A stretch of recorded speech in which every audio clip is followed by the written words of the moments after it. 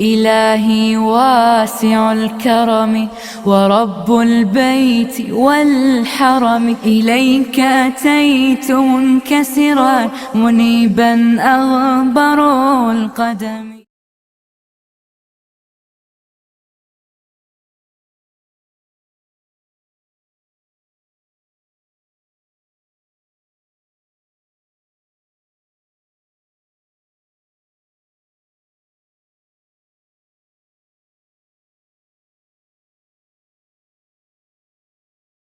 حاضرین جمعہ، آخرت کے سفر کے موضوع پر سلسلہ وار خطابات جاری ہیں۔ محشر کے احوال کے متعلق ابھی گفتگو چل رہی ہے۔ گزشتہ خطبہ جمعہ میں نیکوکار مسلمان اور فاسق و فاجر مسلمانوں کے میدان محشر میں مختلف احوال کا تذکرہ کیا گیا۔ اب بات ہے میدان محشر میں منافقین اور کفار کی کیفیت کی۔ تو ظاہر ہے جب اللہ سبحانہ و تعالی اس کی توحید بجا لانے والے، اس کی عبادت کے لیے اپنے سر جھکا دینے والے اہل ایمان کی غلطیوں پر ان کی گرفت کرے گا اور میدان محشر میں انہیں سختیوں سے دوچار کرے گا، تو پھر بات کفار کی ہو اور منافقین کی ہو اور اللہ سبحانہ و تعالی انہیں ایسے ہی چھوڑ دے، کبھی نہیں ہو سکتا۔ منافقین کے ساتھ تو میدان محشر میں سب سے سخت معاملہ ہوگا۔ اس دن اللہ سبحانہ و تعالی ان سے نور چھین لے گا، وہ اندھیروں میں دیوانوں کی طرح میدان محشر میں جہاں رخ ہو وہاں گھومتے پھریں گے۔ بڑی تنگی کا وقت ہوگا۔ ایک وہ وقت بھی آئے گا جب اللہ سبحانہ و تعالی میدان محشر میں تمام لوگوں کے سامنے اپنی پنڈلی کھولے گا۔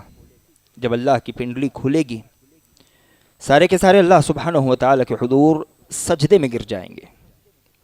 منافقین اور وہ جو دنیا میں دکھاوے کے لیے اللہ کے حضور سجدہ کیا کرتے تھے، وہ سجدے کی کوشش کریں گے، لیکن اللہ سبحانہ و تعالی ان کی پیٹوں کو تختوں کا بنا دے گا۔ وہ اکڑ جائیں گے اور سجدے کی چاہت رکھنے کے باوجود سجدے پر مختار نہیں ہوں گے، وہ سجدہ نہیں کر پائیں گے۔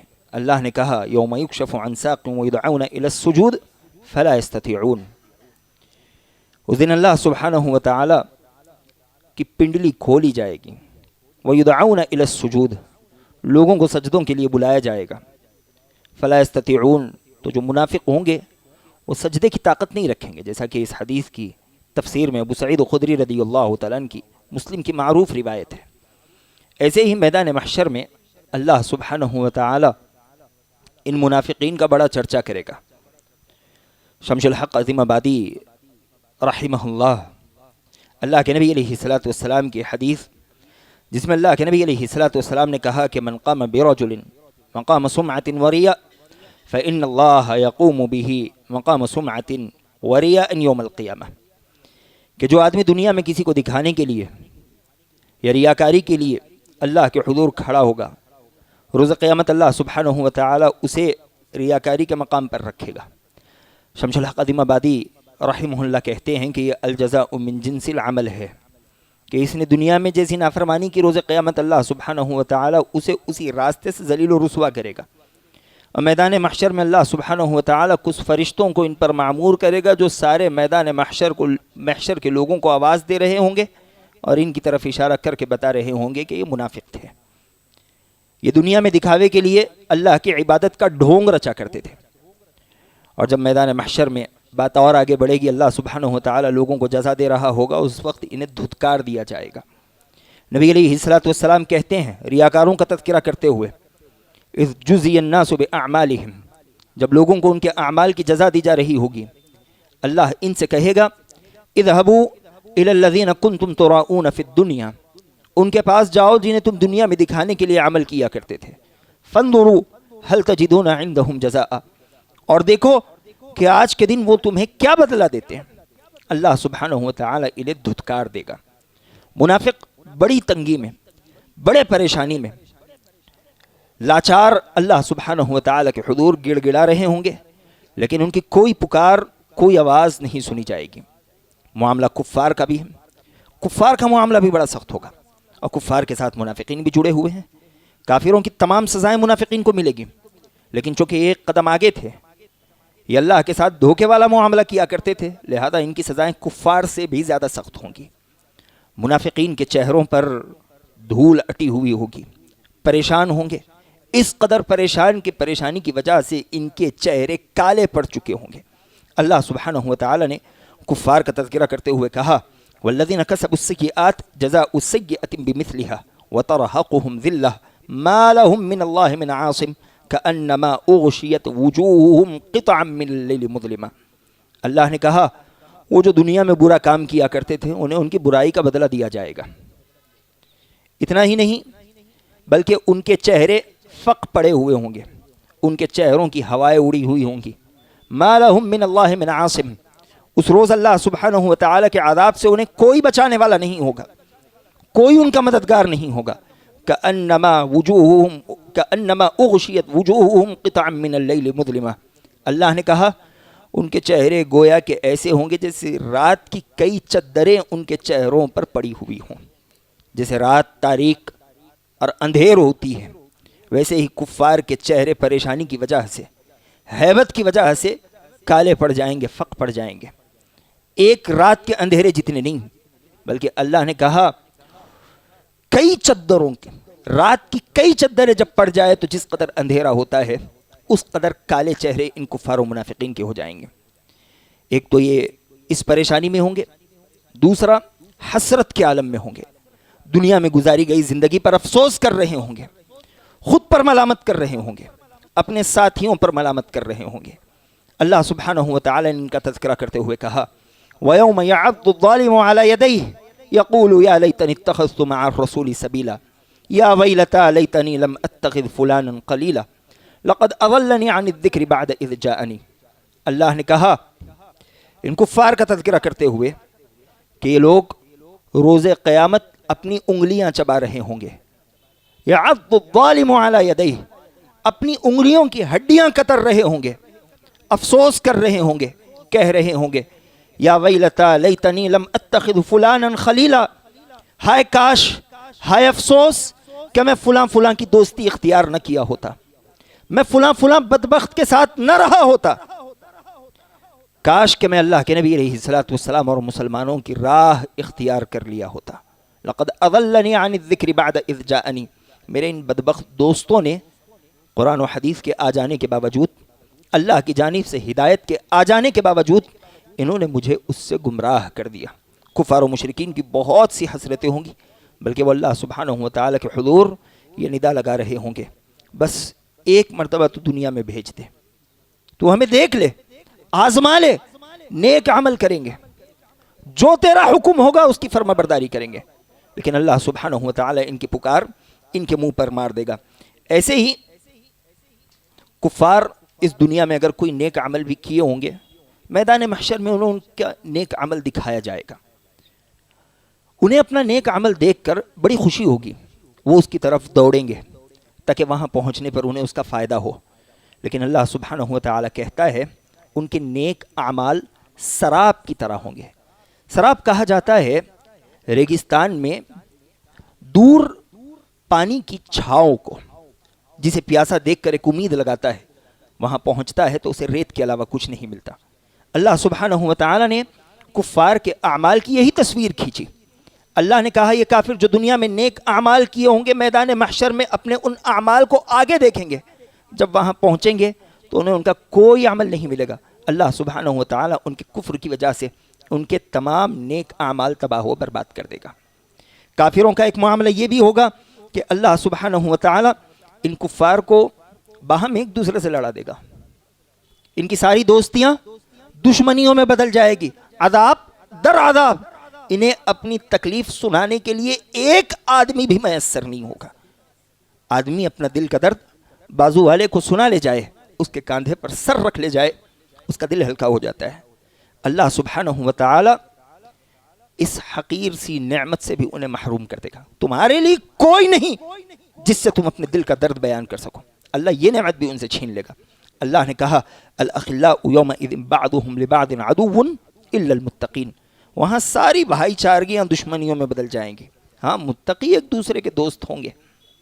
وہ جیسے دنیا میں ایک دوسرے کا ساتھ دیا کرتے, ایک دوسرے کے ساتھ خیر پر جمع ہوا کرتے, میدان محشر میں بھی ان کا یہی معاملہ ہوگا.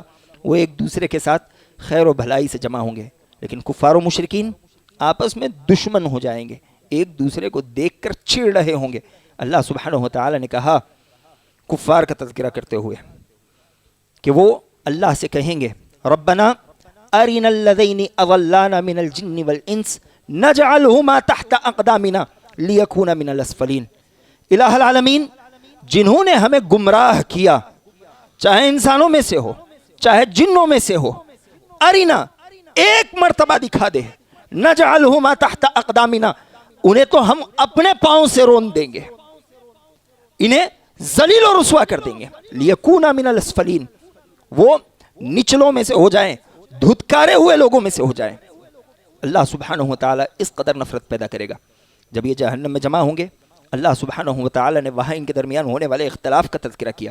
اللہ سبحانہ و تعالی کہتا ہے کلما دخلت امۃ لعنت اختها حتى اذا اداركوا فيها جميعا قالت اخراهم لاولاهم ربنا هؤلاء اضلونا فآتهم عذابا ضعفین من النار.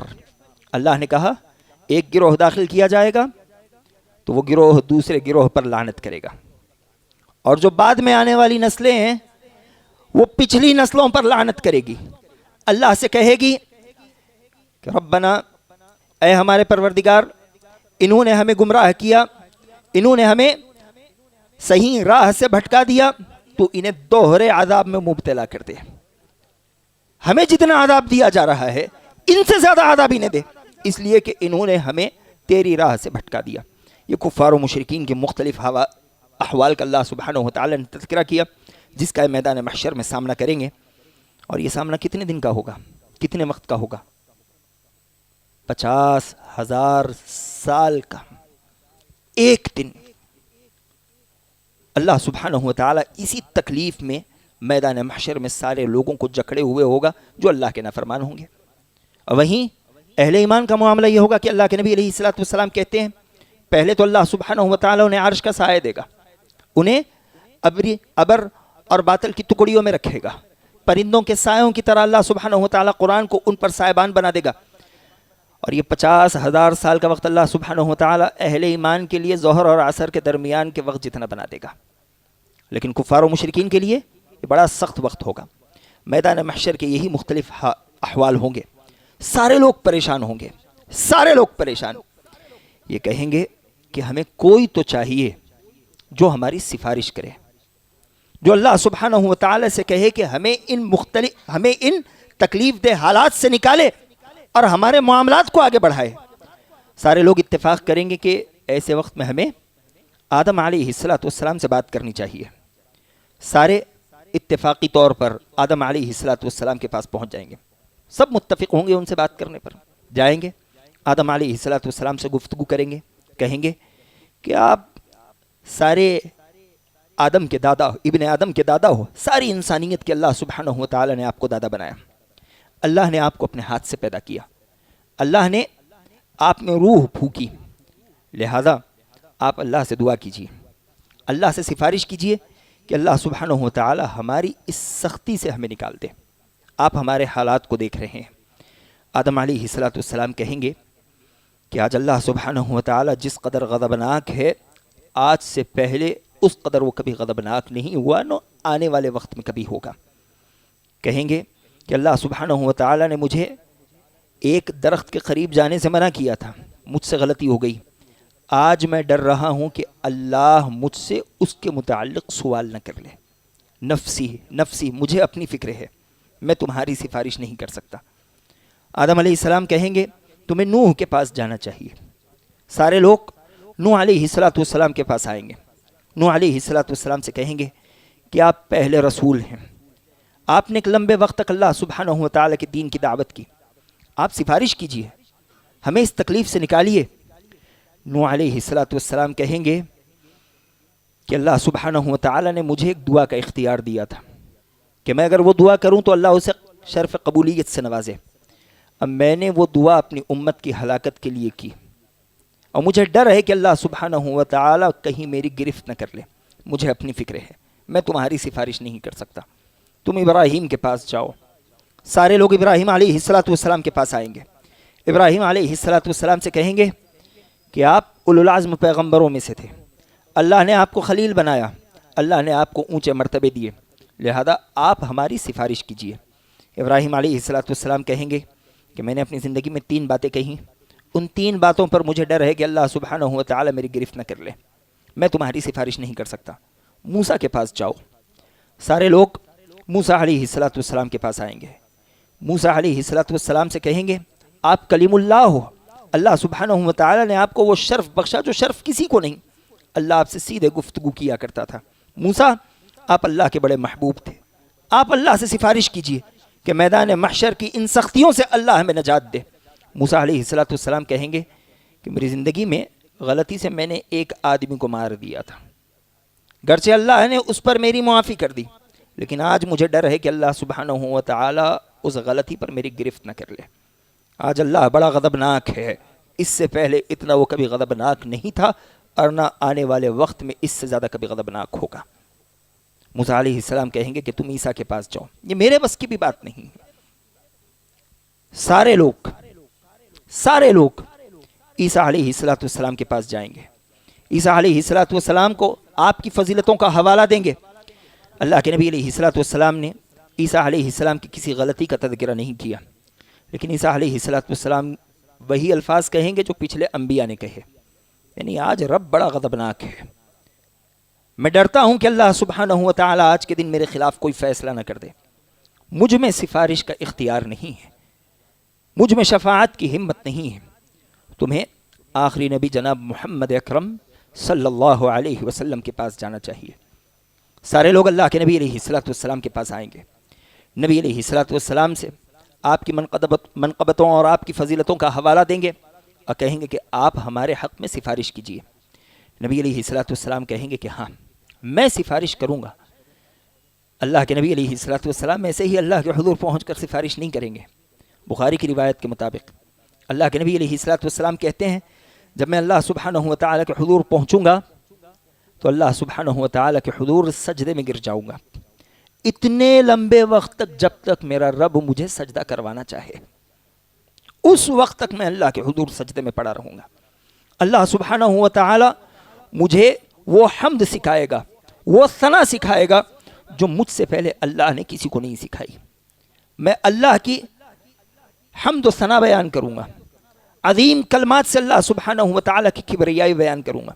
जब एक लंबे वक्त तक मैं अल्लाह के हुज़ूर सजदे में पड़ा रहूँगा, अल्लाह की अज़मत व जलालत बयान करता रहूँगा, फिर मुझसे कहा जाएगा या मोहम्मद इरफ़ा रअसक, ए मोहम्मद सल्लल्लाहु अलैहि वसल्लम अब अपना सर उठाइए, सल तुअता, सवाल कीजिए, आप जो मांगेंगे आपको दिया जाएगा, इश्फ़ा तुशफ़ा, शिफ़ाअत कीजिए, आपकी शिफ़ाअत आपकी सिफारिश कबूल की जाएगी।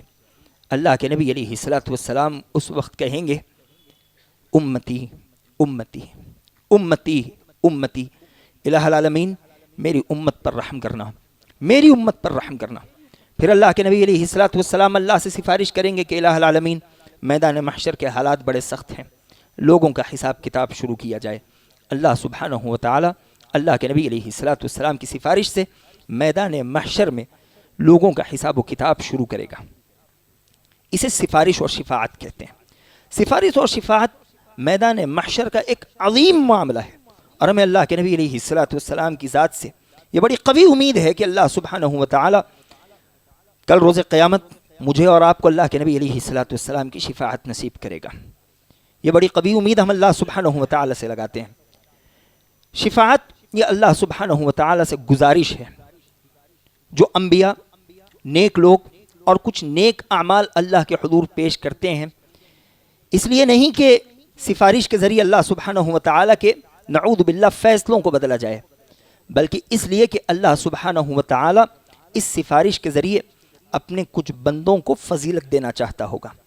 اس سفارش کے ذریعے کچھ خاص اعمال کو اللہ سبحانہ و تعالی فضیلت بخشنا چاہتا ہوگا.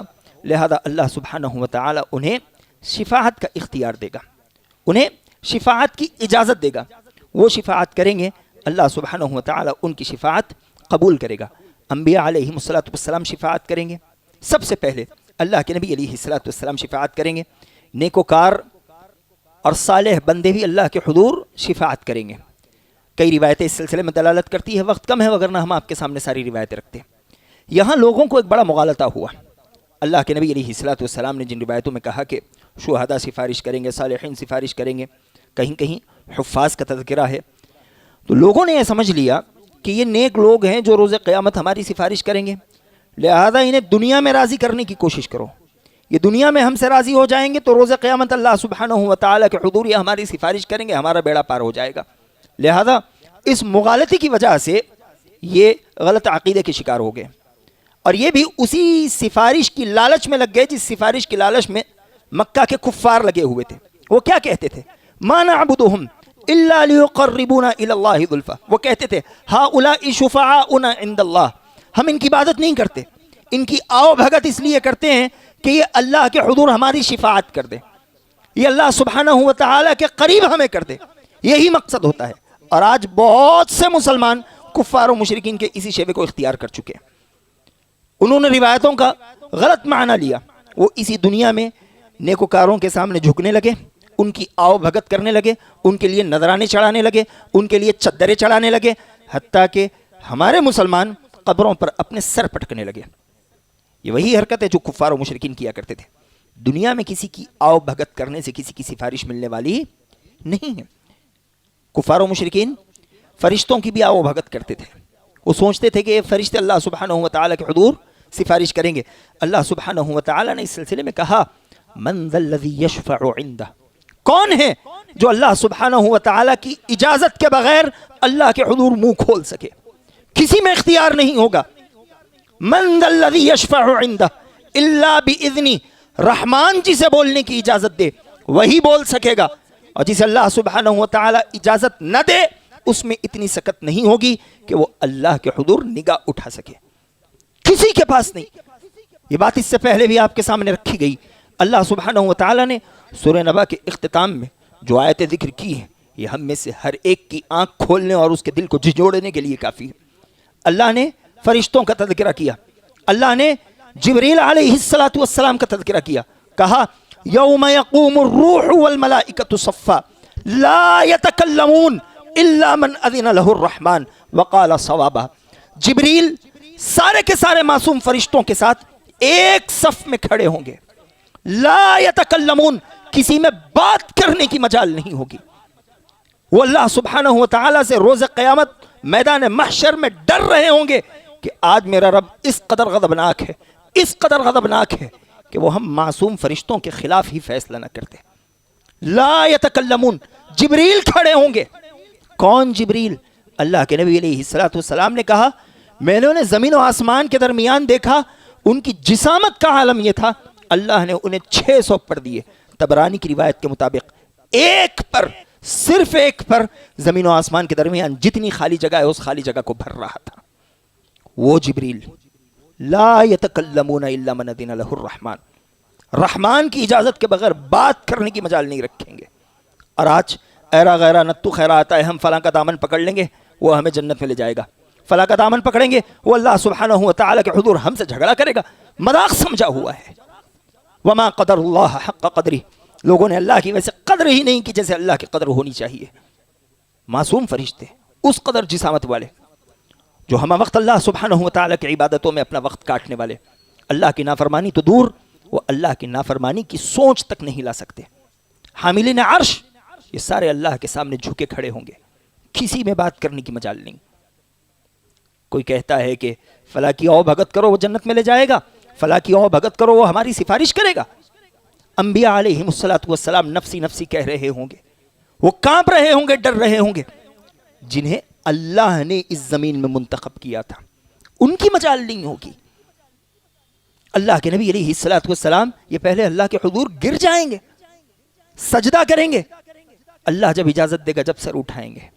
سفارش ایسے ہی نہیں ہوگی, پہلے رب کی اجازت ضروری ہے سفارش کرنے والے کے حق میں. نمبر 2, کس کی سفارش کی جائے رب ان کی بھی اجازت دے گا. وَلَا يَشْفَعُونَ إِلَّا لِمَنِ ارْتَضَىٰ, وہ ہر کسی کی سفارش نہیں کر پائیں گے, اسی کی سفارش ہوگی جس سے رحمان راضی ہوگا. رحمان راضی نہ ہو تو اسے سفارش میسر نہیں آ سکتی.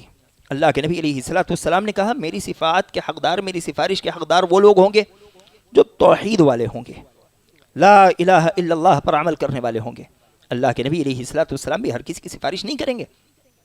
مشرک تو بہت دور کی بات ہے جو اللہ کے نبی علیہ الصلوۃ والسلام کی سنت کو بدلنے کی کوشش کرے.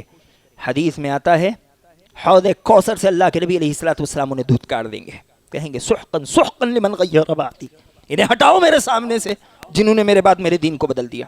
مشرک, سجدے پٹکنے والے, سر خبروں پہ پٹکنے والے, دھانگوں پر اعتقاد رکھنے والے, بلی کے سامنے سے گزر جانے پر اپنا کام چھوڑنے والے, چپل کی الٹی ہو جانے پر ہیبت کھانے والے, الو کے گھر پہ بیٹھنے پر کانپنے والے, یہ لوگوں کو کوئی بھی سفارش کر کے جنت میں داخل کر دے گا.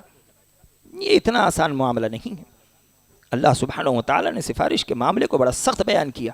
اسے سمجھنے کی ضرورت ہے, اسے پڑھنے کی ضرورت ہے. کچھ نیک اعمال ہیں جو ہماری سفارش کریں گے. مجھے اور آپ کو چاہیے کہ ہم ان نیک اعمال کی طرف لپکیں, وہ اعمال سر انجام دینے کی کوشش کریں. اللہ کے نبی علیہ الصلوۃ والسلام نے روزے کا تذکرہ کیا. نبی علیہ الصلوۃ والسلام نے کہا الصیام والقرآن یشفعان یوم القیامہ, قرآن اور روزہ یہ دونوں اللہ سبحانہ و تعالیٰ کے حضور روز قیامت سفارش کریں گے. اور قرآن کی سفارش کیا سفارش ہوگی.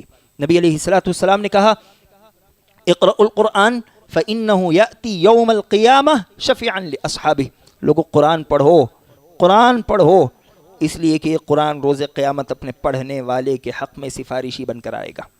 اقرأوا الزہراوین, 2 روشن سورتوں کو پڑھا کرو, یعنی سورہ آل عمران اور سورہ بقرہ.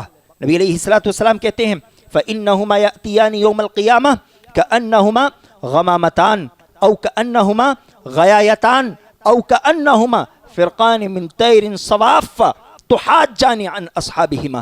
نبی علیہ الصلوۃ والسلام نے کہا سورہ بقرہ پڑھا کرو, سورہ آل عمران پڑھا کرو, یہ 2 روشن سورتیں ہیں. روز محشر کل قیامت کے دن ان کا معاملہ کا کیا ہوگا, یہ اپنے پڑھنے والے کے حق میں سر پر سائبان کی طرح آئیں گی, 2 ابر کی ٹکڑیوں کی طرح آئے گی, یا 2 پرندوں کے جھنڈ کی طرح ان کے سروں پر سایہ کیے ہوئے آئیں گی. صرف آئیں گی نہیں, نبی علیہ الصلوۃ والسلام کہتے ہیں تحاجان عن اصحابہما, یہ سورہ بقرہ, سورہ آل عمران, یہ اپنے پڑھنے والوں کے حق میں اللہ سبحانہ و تعالیٰ سے جھگڑا کریں گی, یہاں تک کہ انہیں جنت میں داخلہ نہ دلوا دے. میں اور آپ خود سے سوال کریں, اس سال ہم نے کتنے دفعہ سورہ بقرہ اور سورہ آل عمران کی تلاوت کی؟ ہمیں قرآن کی تلاوت کی توفیق کب نصیب ہوئی؟ رمضان گزر چکا ہے, مہینے 1.5 مہینے میں رمضان کا پھر استقبال ہوگا. کتنے صفحات ہم نے پلٹ لیے, کتنے پارے ہم نے ختم کر لیے؟ شاید ہم میں سے بہت سے ہیں, اور یہ کہنے میں مجھے کوئی شرم نہیں ہے, اور اس پر میں آپ سے معذرت خواہی بھی نہیں کروں گا. کتنے ایسے ہیں ہم میں سے رمضان گزر چکا ہے, رمضان آ رہا ہے, قرآن کھولنا تو دور کی بات, شاید قرآن چھونے کی توفیق بھی اللہ نے نہیں دی ہو. قرآن کی تلاوت یہ مسلمان کی زندگی کا لازمی حصہ ہے. اگر اسے پیٹھ پیچھے ڈال دیا جائے, وہی نبی جس کی سفارش کی ابھی میں اور آپ بات کر رہے تھے, اللہ سبحانہ و تعالیٰ کہتا ہے کہ اللہ کے نبی علیہ الصلوۃ والسلام ایسے لوگوں کے حق میں روز قیامت سفارش نہیں بلکہ شکایت کریں گے جو قرآن کو پیٹھ پیچھے ڈال دیں. ربنا, اللہ کے نبی علیہ الصلوۃ والسلام ایسے لوگوں کے سلسلے میں اللہ سبحانہ و تعالیٰ کے حضور شکایت کریں گے جو قرآن کو پیٹھ پیچھے ڈال دے, اسے نظر انداز کر دے. سفارش چاہیے یا شکایت چاہیے, فیصلہ ہمارے ہاتھ میں. ایسے ہی وہ اعمال جو مجھے اور آپ کو اللہ سبحانہ و تعالیٰ کے حضور آگے بڑھا سکتے ہیں, ہمارے حق میں سفارش کر سکتے ہیں, صبح شام نبی علیہ الصلوۃ والسلام پر کم از کم 10 مرتبہ درود پڑھنا. اللہ کے نبی علیہ الصلوۃ والسلام نے کہا جو صبح شام 10 مرتبہ مجھ پر درود پڑھے, روز قیامت اس کے حق میں سفارش کروں گا. اذان کے بعد جو اللہ کے نبی علیہ الصلوۃ والسلام پر درود پڑھے اور اذان کے بعد کی دعا پڑھے, نبی علیہ الصلوۃ والسلام کہتے ہیں حلت لہو شفاعتی یوم القیامہ، جو اذان کے بعد مجھ پر درود پڑھے، دعا کا اہتمام کرے، روز قیامت اس انسان کے لیے میری سفارش جائز ہو جائے گی، میں اس انسان کے لیے سفارش کروں گا۔ اذان ہوتی ہے، نہ اذان کے کلمات دہرانے کی توفیق ہوتی ہے، نہ اذان کے بعد درود اور دعا پڑھنے کی توفیق نصیب ہوتی ہے۔ کتنی اذانیں ایسے ہی گزر رہی ہے، ہمارے کان پر جو تک نہیں رینگتی۔ یہ بڑا عظیم عمل ہے، اسے انجام دینے کی ضرورت ہے۔ اسی طرح رمضان کے روزے بڑے اہم ہیں، ان کا اہتمام ہونا چاہیے۔ اور جو آدمی 3 مرتبہ جنت کا سوال کر لے، اور جو آدمی 3 مرتبہ جہنم سے پناہ طلب کر لے، خود جنت اللہ سے کہتی ہے کہ الہ العالمین تو اسے مجھ میں داخل کر دے۔ جو صرف 3 مرتبہ جہنم سے پناہ طلب کر دے، جہنم کہتی ہے کہ الہ العالمین اس بندے کو، اس انسان کو مجھ سے پناہ دے دینا۔ یہ وہ اعمال ہیں جن کے کرنے سے اللہ سبحانہ و تعالی مجھے اور آپ کو ان اعمال کی سفارش نصیب کرے گا۔ الغرض اس کے آگے میدان محشر کے اور مختلف احوال ہیں، حساب و کتاب، میزان، پل صراط، باذنہ تعالی آنے والے خطبات میں ان پر گفتگو کی کوشش کی جائے گی۔ دعا ہے کہ اللہ تعالی میں جو باتیں کہی گئی ہیں سمجھتے ہوئے اس پر عمل کرنے والا بنا، آمین۔ وآخر دعوانا الحمد للہ رب العالمین۔